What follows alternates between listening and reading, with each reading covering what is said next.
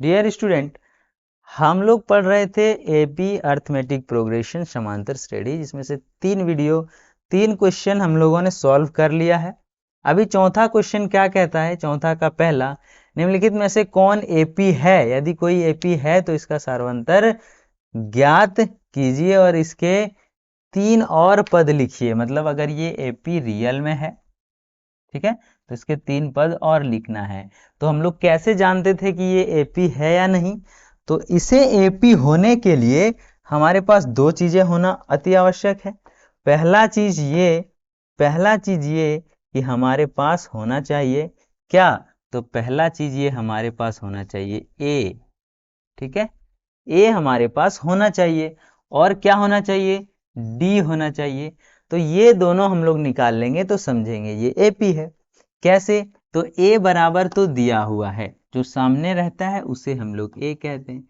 जब ए हमारा 2 निकल गया तो डी निकाल लेते हैं। डी मतलब होता है a2 माइनस ए1, और a2 है 4 और a1 है 2, यानी कि डी भी निकल गया कितना? 2।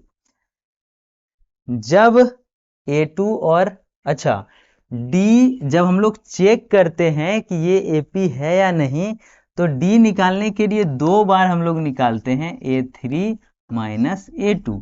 चूंकि याद करिए क्वेश्चन नंबर फर्स्ट में हमने ऐसे ही किया था 2 बार। अगर दोनों बराबर हुआ तभी समझेंगे कि ये AP है।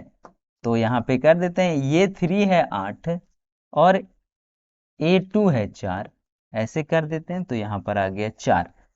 चूंकि यहां पे D दोनों बराबर नहीं है, लिखेंगे चूंकि चूंकि D मौजूद नहीं है, ठीक है, हाँ, D मौजूद नहीं है। या फिर लिखेंगे चूंकि D सार्व अंतर नहीं है, सार्व अंतर नहीं है, इसलिए दी गई दी गई सूची दी गई सूची क्या है? तो एपी नहीं है। दी गई सूची एपी नहीं है, यानी कि ये वाला एपी नहीं है। क्यों नहीं है? क्योंकि इसके और इसके बीच का अंतर 2 है, वहीं पे इससे इसके बीच का अंतर 4 है, और इससे इसके बीच का अंतर 8 है। तो ये एपी नहीं हो सकता है किसी भी कंडीशन में। ये एपी हो नहीं सकता क्योंकि डी सब में बराबर होना चाहिए। तो ये था आपका फर्स्ट क्वेश्चन, जिसमें से पहला तो एपी नहीं है। चलते हैं चौथा का हम लोग दूसरा क्वेश्चन। 4 का जो दूसरा क्वेश्चन है, इसमें देखिए 2 है, 5/2 है, 3 है और 7/2 है। ये क्या एपी है? और अगर है तो 3 पद और लिखना है, यही तो। आइए पहले चेक करते हैं कि ये एपी है भी या नहीं है, ठीक है।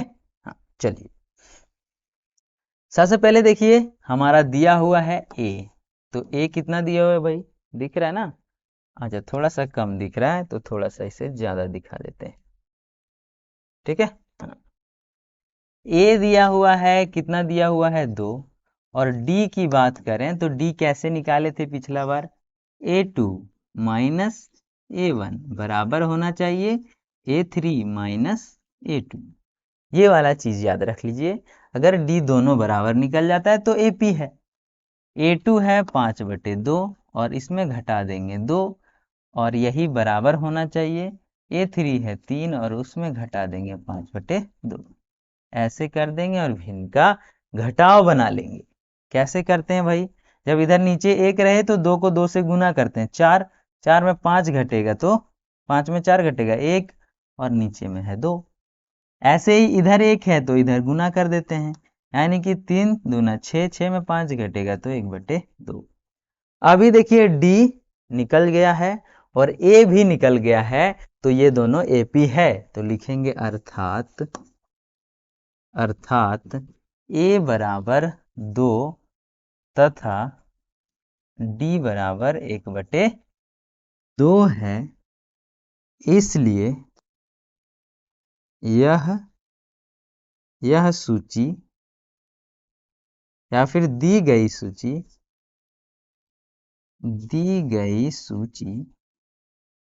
एपी है। ठीक है, दी गई सूची एपी है, जिसका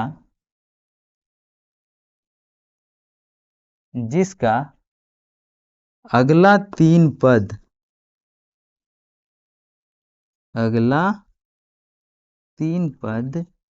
निम्न है।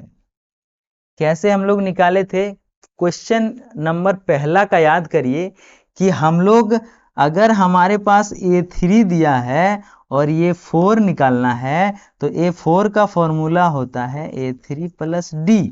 क्या होता है? A3 plus D. यानी कि अगर इससे अगला पद निकालना हो तो इसमें अगर सार्व अंतर जोड़ देते हैं तो अगला पद निकल जाता है। यानी कि यहाँ पर है 7/2 और अगर हमें A5 निकालना है तो A5 हो जाएगा कितना? तो A4 प्लस डी, यही तो होगा।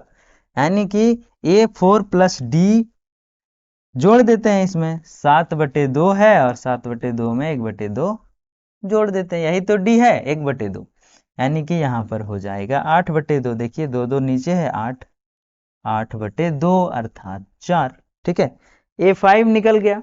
वहीं पे अगर A6 की बात करें, A6 तो इसमें हो जाएगा ये 8/2 है, आसान होगा जोड़ने में। 8/2 जोड़ 1/2 तो हो जाएगा 9/2। वहीं पे A7 निकालने की जरूरत पड़े तो 9/2 प्लस 1/2 अर्थात यहाँ पे हो जाएगा 10/2। और इसी 10/2 को हम लोग 5 लिख सकते हैं। यानी कि इसे अगर बढ़ाकर लिखना हो तो यहाँ पर हो जाएगा 4, यहाँ पर हो जाएगा 9/2 और यहाँ पर हो जाएगा 5। ठीक है, तो इस तरीके से 3 पद हमने लिख दिया। ऐसे निकाल देंगे तो आपको क्वेश्चन का पूरा नंबर मिल जाएगा। ठीक है, चलते हैं अगला क्वेश्चन। ऐसे ही 4.3 का क्वेश्चन है और ऐसे ही 4.4 का क्वेश्चन है। ये दोनों क्वेश्चन आप लोग सॉल्व कर लेंगे जिस तरीके से हमने सॉल्व किया है। ठीक है, हाँ, अभी हम लोग इस चैप्टर को कंप्लीट कर चुके हैं और इस तरीके से आपको पूरे वीडियो को अच्छे से 1-2 बार रिवीजन कर लेना है ताकि आपको पूरा चैप्टर समझ में आ जाए। मिलेंगे नेक्स्ट वीडियो में जिसमें हम लोग पढ़ेंगे प्रश्नावली 5.2। और अगर इसमें से इन क्वेश्चंस में से कहीं डाउट हो, नहीं बन रहा हो, तो कमेंट में लिखेंगे सर प्रश्नावली इतना पॉइंट इतना का क्वेश्चन नंबर इतना आप सॉल्व कर दें, हमें थोड़ी सी दिक्कत हो रही है, या तो फिर इसे सॉल्व कर दें सर। तो ऐसे करके हम उसके लिए एक अलग से वीडियो अपलोड कर देंगे और लिंक आपके नंबर के मैसेज में डाल देंगे जहां पे आप कमेंट करेंगे। ठीक है, तो मिलते हैं ऐसे ही नए वीडियो में प्रश्नावली 5.2 के साथ। तब तक के लिए मस्त से पढ़ते रहिए और मस्त से मुस्कुराते रहिए। Take care, bye bye.